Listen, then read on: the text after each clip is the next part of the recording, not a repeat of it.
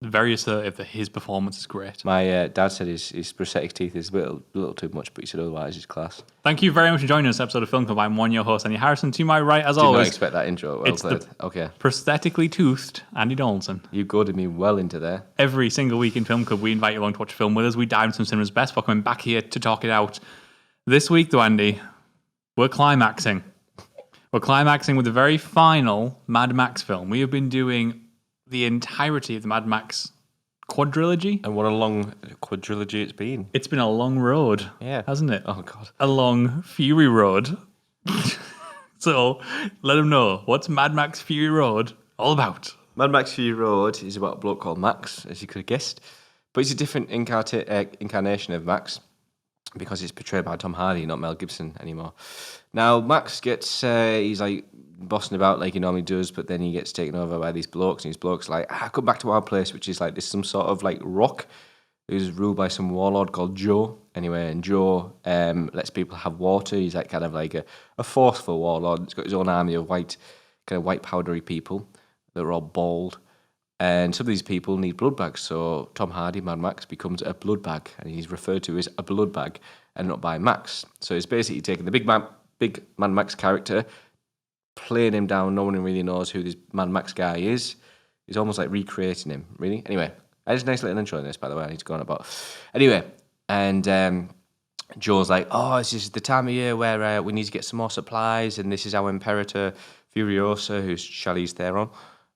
Goes over and gets his stuff, and she's got another thought, and she's thinking, this guy Joe is a bit of a dickhead, and he has all these wives, he treats women terribly, so I want to like do a fucking backstab on him, and I want to drive this rig, look at I'm going for fuel, I want to take a little detour, and I want to get these women to freedom. Anyway, she does that, people click on, they go after her, and one of these people go after her is Nicholas Hoult, who is the person receiving Mad Max's blood, so he is the recipient of the blood bag. He goes after the war rig. He ends up being quite close to the war rig. One thing ends up another. Mad Max ends up being part of the war rig, as does Nicholas Hoult. I can't remember the name of the bloke. And his big long road journey to the green end. Turns out it's not green. Goes back to the actual initial start place where there's loads of water. And they end up killing Joe. Yeah. So you'd seen Mad Max Fury Road before? I did. And this was completely new for me. We kind of started at opposite ends of the franchise. I'd seen the first one, you'd seen the last one. We worked backwards into each other. Yes. We ended up inside one another. It was beautiful. Don't have to worry about it at all. No. So, Mad Max Fury Road. Yep. Right. This, to me, feels like a complete fulfillment of the Mad Max vision. Yes. For better and for worse. I agree. When I first saw this, I was thinking, it was awesome. When watching it again, there was a couple of parts I didn't like. But then overall, I think this is almost, it's done by George Miller, and it's living in a legacy of Road Warrior, and it's basically saying, look, this is how we wanted it all along. We wanted Road Warrior. We wanted this whole idea, these fucking Raj people in these Raj cars with this Raj kind of storyline, these like kind of Raj post-apocalyptic future. It's just so Raj. Yeah, and it's just like everyone's angry, and everyone's got this like, go to Valhalla, like this. And I love that part of it. There's parts where he's probably gone a bit too modernised. For example, the special effects that I did not like. I really didn't like that. But simultaneously, he ingrains it all in practical effects, which is really impressive. Which I don't understand. Like some of those motorbike stunts, where he's going through the canyons, they're fucking insane. There's some crazy impressive effects, like really good effects going on. Like really good, really practical, really grounded, impressive effects going on, mixed with some real ugly ass CGI enhancement. It's always the one where it zooms out, like when they use NOS. It's a bit like, reminds me of Fast and Furious when I reviewed that, and it zooms out and they go, oof, and it's just like, oh, come on, you nearly had this. Mm-hmm. You've got some. I personally think the narrative of this is really good. As part of it, which is a bit like, oh, okay, but how to handle it. Basically, they go to one place, find out it's flawed, so they go right back. So it's basically like, go back on themselves. Yeah, the whole thing basically takes place inside of a car. But that's what I like about it. Stops 4 times, I think. That's what I like about it, though. It's great. It actually reminds me of, there's a John Ford film from 1939 called Stagecoach. Oh, yeah, I knew you'd say that, And it's Stagecoach. Monument Valley, Monument where he got married. It is indeed. And this is basically Stagecoach. Yeah. This is a modern retelling of Stagecoach. All in Stagecoach. Similar idea. They stop at certain points, and funny enough, one of the people on the Stagecoach is pregnant. Oh, whereas in Stagecoach, you actually like stop and have the baby. I was and very this, surprised. Like, fuck it, we'll have the baby on the road. Yeah, I was very surprised that she died. It's the same idea of like you put a bunch of ragtag personalities together inside a vehicle and you drive while you're being chased by somebody. And that stuff, that narratively is really strong. And I think maybe even the themes of this film are maybe the strongest in the franchise, like the most focused. It's clearly about like femininity and masculinity and birth Repression. and motherhood. Yeah. And it does all that stuff probably better than the rest of the series does. See, that's the modernisation of the storytelling there. You can see it, And can't it's you? the evolution you can really of George Miller as a person and as director, as a writer. But then there's other parts he doesn't go for himself. But I agree. I really do like this. I mean, some people could argue, like you said, you go all the way to the end, you just come back, what's the point sort of thing. But isn't that the idea? Isn't that to see the downfall of Imperator Furiosa, where she takes off her harness, which is part of like a strength, and she just like falls down the desert, which is such a great scene. I will go on that acting a bit because I think Charlize Theron is insane. I think there's nothing wrong with a narrative which is go here, find something out and return. I agree. Well, because what they do within that is how they go about it, I agree. Yeah. Other films don't do that well. They lay down enough character work along the way. Yeah. The journey means something, and it also manages to represent the sort of open, barren nature of the world they're living in as well. But it's even like, so let's go on back to Road Warrior, how each character had their own kind of individual personality. Look back where they meet those women, the older women, they're all like kind of like leathered skin and stuff like that. And there's one who's got a bag of stuff. It's like, I can't find a place to plant this, to put this plant. She ends up dying, and she like dies, and she smiles dying. And then just as they leave, the blonde girl takes the bag with her. Subtle things like that gives a lot of character to the leathery old woman who only appears for about in parts of the film, maybe 5-10 minutes overall of individual sections. It really, really strives to tell character stories. Absolutely. And like just little character moments, like the two people who are falling in love.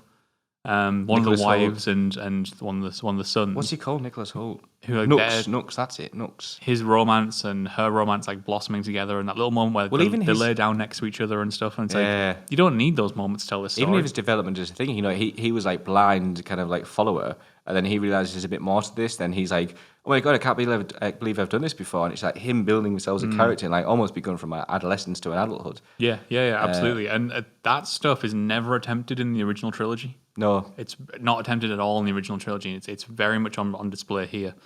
Okay, I've a gripe. I just want to touch on. You probably do, but go on. I want to touch on my first gripe. Yeah. This is one that most people probably aren't going to care about, if I'm honest. This film is ugly as sin. All right. Is it the colour grading? The colour grading on this film is horrific. They picked some really nice locations, but then they had to go and try and enhance it with CGI in the background every step of the way. Yeah, I didn't understand that. Is it too orangey for you? There's too much pungent orange and blue. Yeah. And that colour scheme can work. But the scheme, I think, is the correct scheme to go for. Yeah. But the colour grade is too much and it's too inconsistent. It's right. almost borderline amateurish. Is it? There's times where the wife who has the red hair, her hair goes from red to brown to orange, and sometimes from shot to shot. Within the same scene, her hair changes colour. That's purely because someone fucked the colour grade. Whoopsie daisies. Yeah, so I think this film is ugly as sin. Would you really say it's that ugly? I wouldn't want to look at this film. I had to. I wouldn't want to look at it. There's stuff they do really well. Actually, some of the framing technique they use is very nice and very pleasant. But that colour grade is ugly. And I'm aware that it's probably because they wanted to add to the overall ugly nature of the world they're living in. Actually, that's not a bad shout, actually, if you think about it. But the thing with the hair makes me think that you've fucked up there. Let's move on to characters, because I think we need to give a big shout out to these here. It's hard. It's because I could say a lot about Charlize Theron, and I will do. But for Tom Hardy, like we love Tom Hardy here. We did a few episodes a while back, 3 episodes consecutively on him as an actor and what he can achieve. For him to step into the boots of Mel Gibson, especially Mel Gibson starting off and making a name for himself in a franchise as revered as Mad Max, it's going to be a hard thing to do. And there's times when I watched it first before I'd seen Mad Max, I enjoyed it. But after seeing Mad Max and what Mad Max is, I look back and I was thinking, hold on, maybe, okay, is he doing this? Is he doing like this? But then I kind of accepted it, because I think in the end they're reimagining the whole Mad Max character. Yeah. Going back to the case of where you give you a little backstory, much like Road Warrior does, about like how this guy and he's haunted by his nightmares, people he couldn't save. And if you take away, if you keep the idea of Mad Max, but you take away the previous films and not think of this as a sequel almost, you just see this idea of Mad Max is this guy who's got his history and he's living in a wasteland. I think it does it really well. But I had that unfortunate because I've been watching them consecutively and I've been doing film club and all this. I've been thinking, you go for Mel Gibson, who's like almost like a redeemable character like this, and he doesn't seem that fucked up. Just suddenly you got Tom Hardy, who's like taking a bit excessively, sort of thing. Yeah. So it's weird because they want to have their cake and eat it too. They want it to be tied to the original trilogy, but also not be when they want it to. I think if you didn't do it like we've just done it, Yep. don't think many people are going to do that like we've just done it and watch it like that. But if people have seen it a while back and be like, yeah, you know what, this is true to the franchise sort of thing, and this is kind of a mad thing. This is a different interpretation of Mad Max, and I think they do it well. I think Tom Hardy does it really well, especially later on where he's, for example, towards the end where she's passing away and he needs some blood, and he's like, no, you're with me, like this, or like in the crowd at the end. That's why he says his name to her. He's like, my name's Max. I love that. I think I agree. By the end, I was on board with it. Absolutely. It took me the full length of the film to get on board. But second time round, it took me the whole length. First time, I was already there. Yeah. So that's what I think. It's just out our perspective because we've been doing them chronologically one by one. The thing that I think kept throwing me was and again, this doesn't matter, but I was actually trying to figure out how does this tie into the original trilogy? Does it not? I don't think it does. I think it's just what do you call it? Where it's like a sequel, but it's not spiritual successor. Yeah, spiritual successor. So that's what I would have been on board with if they hadn't opened with the narration about Max used to be a police officer, like he was in the first film. What's wrong with that? And then the Interceptor turns up. What's wrong with that? Yeah, what's wrong with that? But then it's a spiritual successor because his Interceptor gets blown up in the previous film. But then we find out that he also had his wife and child killed, but it's a different child. Yeah, true. They're weird. True. And then the music box pops up. Yeah, the music box. No, but I think the music box is a sort of reference saying like, yeah, we're looking at you fans, like. Yeah, it's weird. A bit like The Force Awakens, how that makes sort of references. But The Force Awakens was like, this is a continuation. There's Force Awakens. Oh yeah, okay. I'll give you that. I think this is a spiritual successor. Done in a way where it's trying to by the same kind of like he has this backstory. This is who Mad Max is. This is why he's crazy. He already had that character. This is why he's crazy. And this is why he has all I think that's what threw me as well. I never saw Max in the original trilogy as actually being crazy. I was being particularly mad. But I like this. Like one of my favourite moments, and this is great Tom Hardy, is him when he's got the shotgun and he's like, snip it off, and he's like, and he's just grunting. Yeah. He's not talking, he's grunting. Obviously, he's got the mask on and stuff like that. Like this. And then he eventually warms up and he gives people his guns and stuff like that.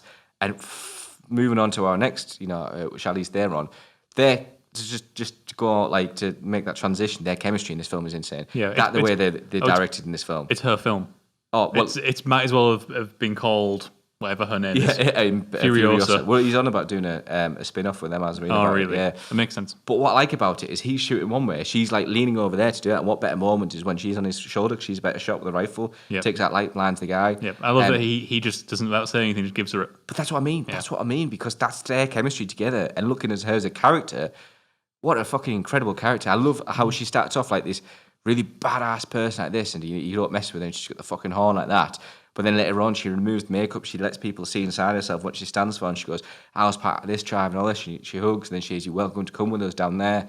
And then she comes back, and then she's like nearly dying. Then she actually like survives with the help of Mad Max. It is her film, and I kind of like how he's done that. Yeah, I appreciate George Miller there because. And this was huge at the. I will go on that in a second, but this is huge because it was on about like kind of. I think it's around about the same time as Wonder Woman came out. It was about like women in cinema and stuff like that. But so from a wonderful representation of women in cinema, let's hop over the line and talk about the Spice Girls. The Spice Girls that come along on this journey to be. Oh, we're about the wives. The wives. Yeah. Somewhere between eye candy. Semi-characters. Didn't appreciate the eye candy part. And okay. False female leadership. I wouldn't say they were leadership. I would say they're like half sheep, half individuals. It's such a weird mix of like it was like there was one of them that I thought was ever so slightly two of them that were like half individuals. It was obviously the redhead. She's a bit stay about herself, and the kind of brown-haired girl that got taken, the ones that got taken, not the pregnant one. Yep. Although the pregnant one I liked as well because she had some saying. She was like sassy and she like said against Max and stuff like that. But the other two, the blonde one, No That's personality. it. The one that really And- stands up and stands out is the one who's pregnant at the beginning and And to dies. see her die, like I was shocked. I was shocked, me. And unfortunately, the rest of them they're not poorly performed, but they're poorly written characters. Yes. Who they're kind of MacGuffins. Like they are the MacGuffins. You have to deliver somewhere, and that can be okay. And to be fair, they do the right thing, like you should with a MacGuffin. Like they kind of slowly get rid of the importance of it as the film goes on. Like it's not really about the wives by the end. That's they kind of handle it well. But what you're left with are just empty shell characters who unfortunately don't stand out the way people like. It's almost like it got replaced by the mechanics did. leathery women, didn't it? Yeah, well, it's like, do you remember when we're looking at Road Warrior, and we're talking about how everyone had a personality. The gyro captain had a personality. Yep. His girlfriend had a personality. The leader of the town had a personality. The mechanics had a personality, and these girls just didn't. Or little sections they did, but yeah, not fully. But you know that nothing's perfect in the end. Nothing's perfect. But I think you're perfect. Thank you. To go back on that, I just think Charlize Theron led the way with this film, and she has such a great dynamic. And looking at her, I know what we're going to do next week. Looking at her as an actress, I think what she's done. I was looking at some of the stuff, and I was thinking how she's gone about this and what she's done is seriously, absolutely like she has so much depth, so much. I think she's one of the better. Even before this film, there's this film that I want to do next week. I thought she's one of the better or one of the best female actresses out there because she's very underrated. And the amount of depth she can go into is just, I don't think she's had a highlight yet. I mean, she's fairly young. She's 41 or something.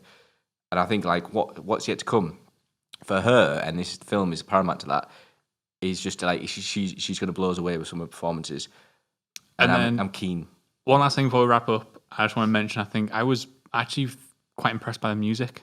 I know, right? Yeah, the music was great, and there was a really it was a nice touchback to I can't remember the name of this classical song, and I can't remember it anyway, but it was really cool.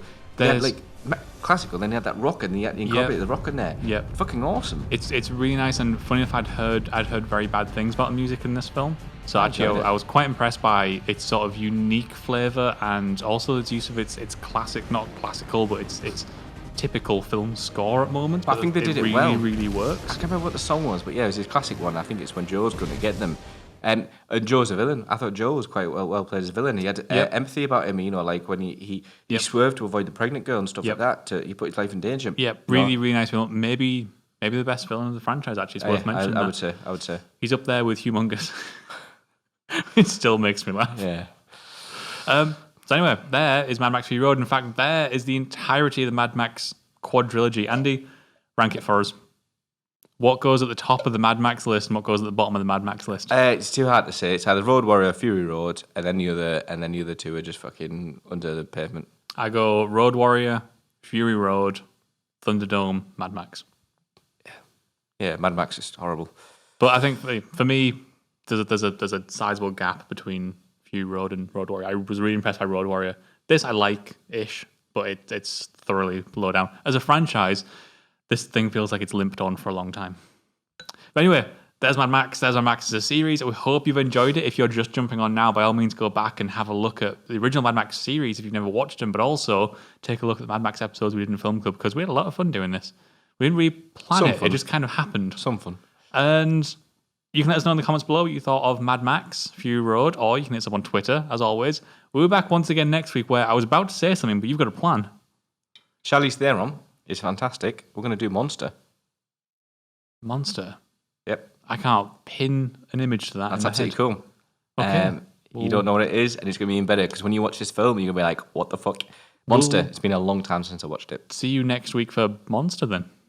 Excellent. Cheers.